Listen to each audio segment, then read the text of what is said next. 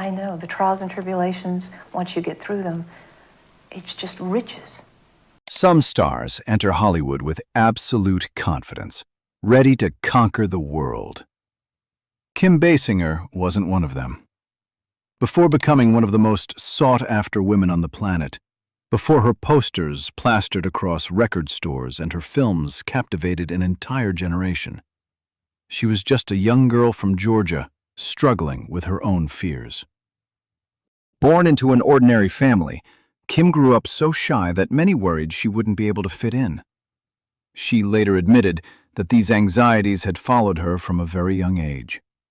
While other children easily made friends and became the center of attention at gatherings, Kim often felt out of place in crowds. Ironically, the woman who would later become a Hollywood beauty icon once feared being the center of attention. But Hollywood always finds the faces it needs.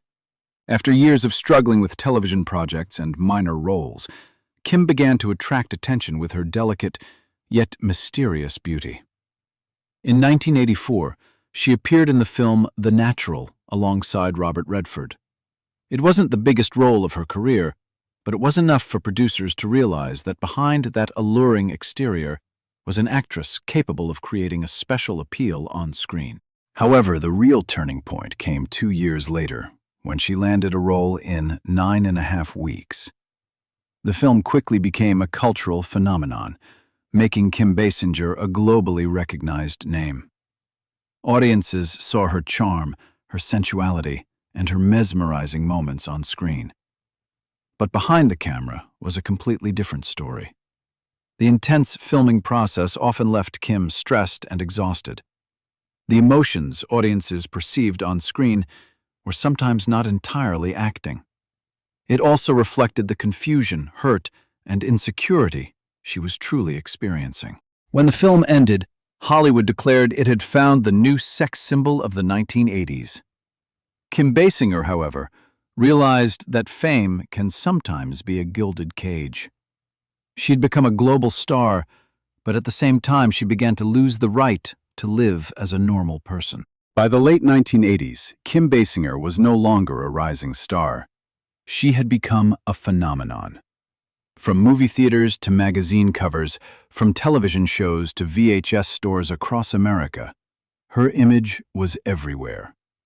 Hollywood had finally gotten what it wanted, a perfect beauty icon.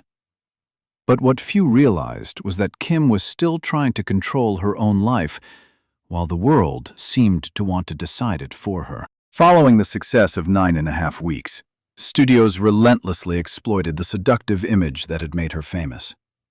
Kim appeared in many major projects, including No Mercy, where the chemistry between her and her co-star made the film one of the most talked about at the time. But Kim didn't want to be remembered just as a sex symbol. She always strived to prove she could do more, showcasing a humorous, charming, and versatile side to her acting. Audiences began to see that, but then 1989 changed everything. When director Tim Burton cast her as Vicky Vale in Batman, no one could have predicted the sensation that was about to occur. The film quickly became a global cultural phenomenon. Kim Basinger's image appeared alongside Batman on millions of posters, magazine covers, and promotional campaigns worldwide. The film grossed over $400 million, a huge sum at the time. In just one summer, Kim went from a famous star to one of the most powerful women in Hollywood. The money poured in so much that she began to dream of things most other actors wouldn't even dare to think about. In a decision that stunned the entertainment industry, Kim spent approximately $20 million to buy almost the entire town of Brazelton in Georgia. To many, it was a crazy move, but for Kim, it was an attempt to claim something Hollywood had never given her: control.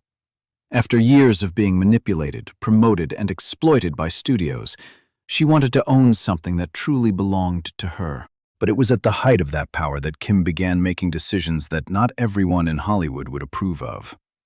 She turned down roles she wasn't comfortable with, even when they promised huge success. One such example was the role of Catherine Trammell in Basic Instinct. The script was so daring that she decided to say no. The role subsequently went to Sharon Stone, who became one of the most iconic characters in film history. At the time, Kim had no idea that that single, brief word, no, would be the beginning of a series of events that would completely turn her life upside down in the years to come. By the early 1990s, Kim Basinger seemed to have reached the pinnacle every Hollywood actor aspires to.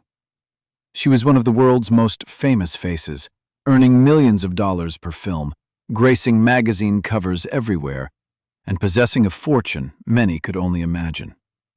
But just when everything seemed perfect, a single decision began to crumble her entire empire. In 1993, Kim was offered a role in Boxing Helena, a controversial psychological drama with an extremely daring plot.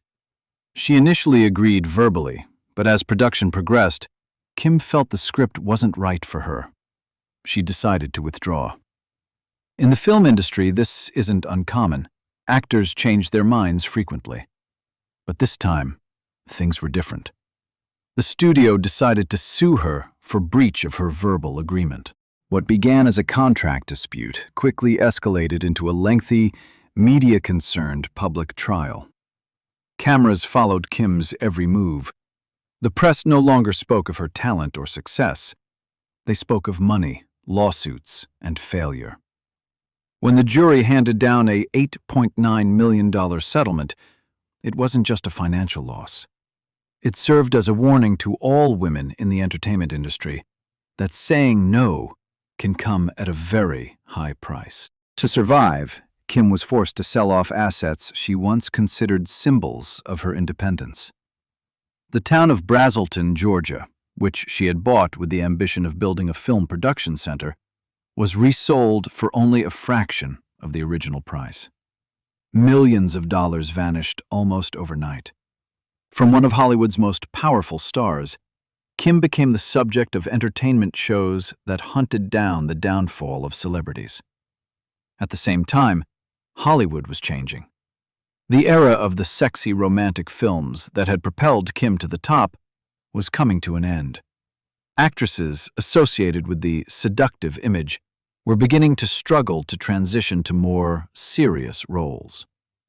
While many male actors were forgiven time and again for personal scandals, women were often labeled difficult to work with or past their prime after just one mistake.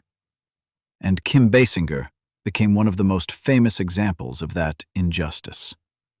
In just a few short years, the woman who had once stood at the pinnacle of Hollywood was plunged into the depths of doubt, ridicule, and isolation.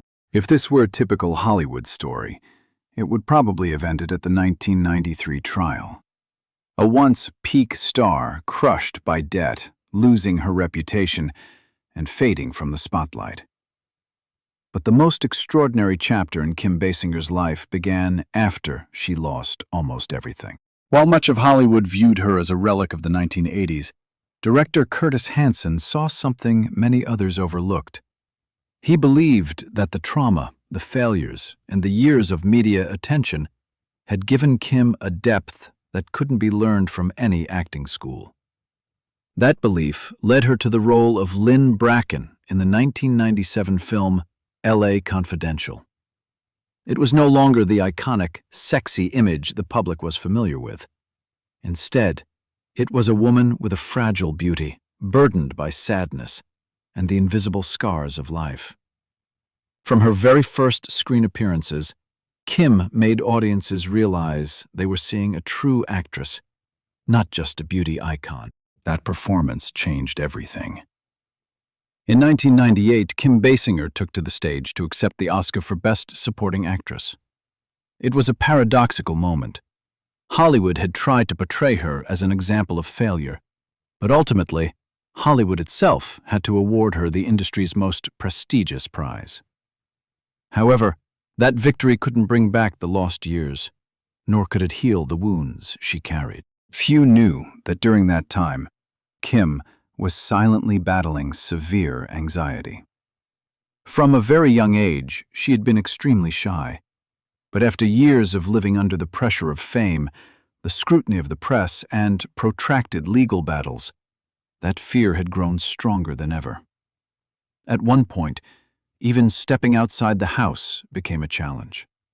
Simple things like going out to eat, appearing in public, or attending events could cause her to panic. While the public thought she was giving up on Hollywood, in reality, Kim was trying to learn how to live a normal life again. Instead of chasing after more fame, she chose a different path. She spent more time with her daughter Ireland, stayed away from glamorous parties, and focused on what truly mattered to her. Subsequent roles, such as in 8 Mile and smaller projects, showed that her talent never faded. But Kim no longer saw fame as her biggest goal. Over time, she became an active animal rights activist, participating in rescue campaigns and protecting abandoned animals. Perhaps it was because she understood what it felt like to be used, judged by appearances, and to fight to maintain her dignity. Today, looking back on Kim Basinger's life, the most memorable thing isn't the beauty that once captivated Hollywood, nor the blockbuster films or Oscar awards. The most memorable thing is that she survived. She survived the pressures of fame, the financial collapse, the battles with the media, and even the fears that seemed capable of overwhelming a person. Hollywood wanted to mold her into an image, but in the end, Kim Basinger proved that she was a real person. And that is the greatest victory in her story.